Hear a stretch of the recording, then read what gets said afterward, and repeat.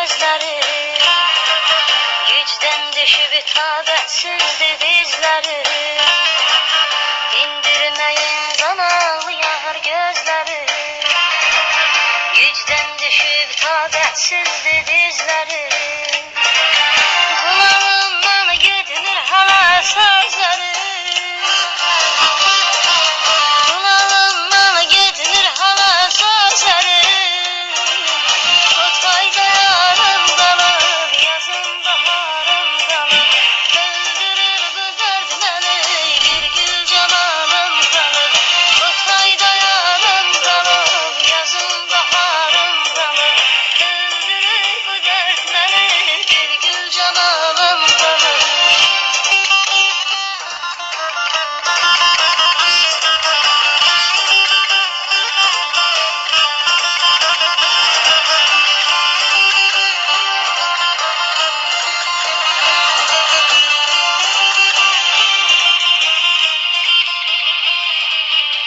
Aşık olmuştum o gül camalına, görəsən o da salırmı yadına.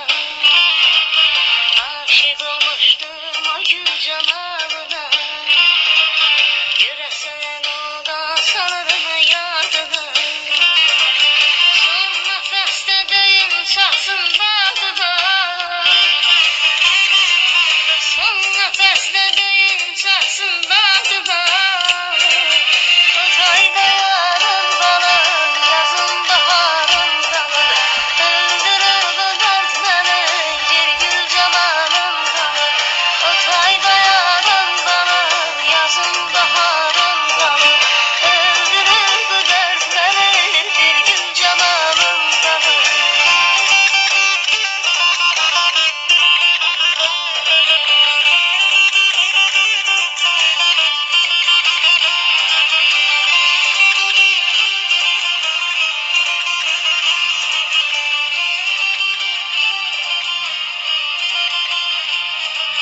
Ay zülfiyə sorma mənim halımı, fələk qırdı qanadını qalımı. Ay zülfiyə sorma mənim halımı, fələk qırdı qanadını